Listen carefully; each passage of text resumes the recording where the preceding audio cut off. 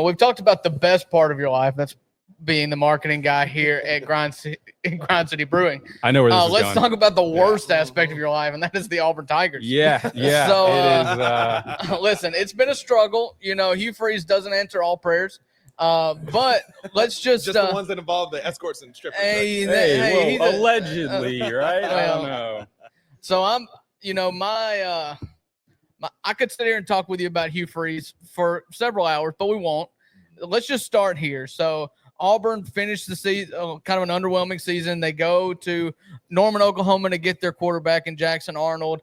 It seems like the press think they're about a middle of the road SEC school, but everybody kind of adds the caveat that this receiving core is great. They could be the darling, the dark horse. What say you? Yeah, I mean, first of all, Auburn has caused me a lot of pain and suffering, but I'm very proud to be an Auburn Tiger. Listen, all right. Neither of us cheer for like historic winners. Okay, that's right. Yeah, you're preaching to the choir. No, but yeah, I mean, look, I kind of feel a little.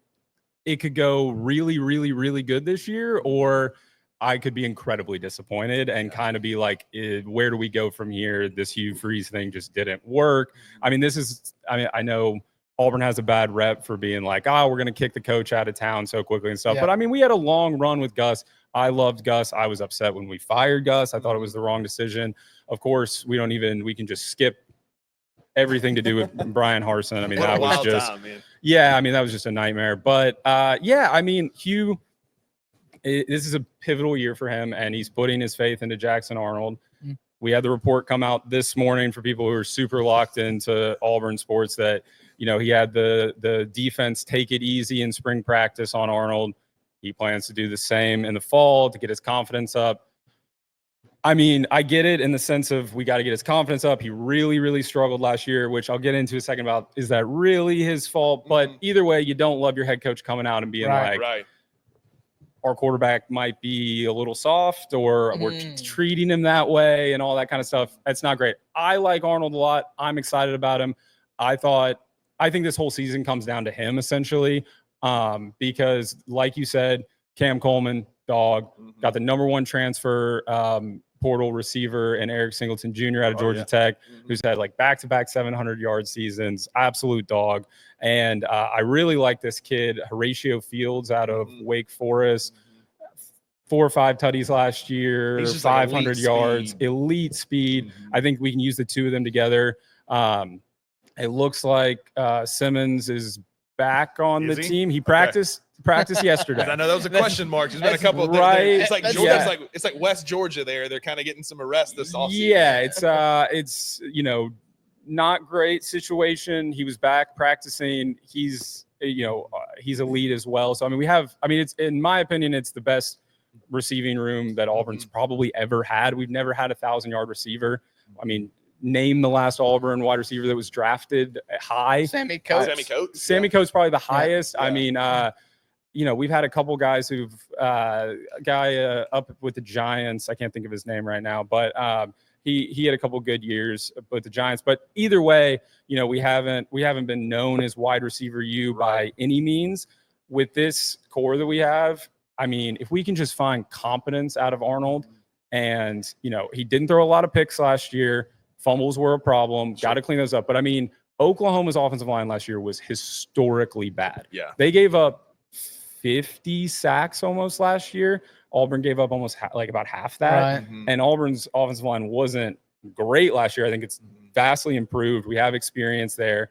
So, I mean, I think if Arnold can be competent, get some confidence early in the season, I think Baylor is a huge test on the road Friday night in Waco. I'm really excited to that. If he can show me something there, and then the season kind of comes down to me that first SEC, he has to go back to Oklahoma, which is like going to be a huge game, a lot of pressure on him. Right. If he can step up and perform there, I think we're kind of off to the running. Yeah. And then it's A&M after that. That first two, that's a tough stretch there on the road.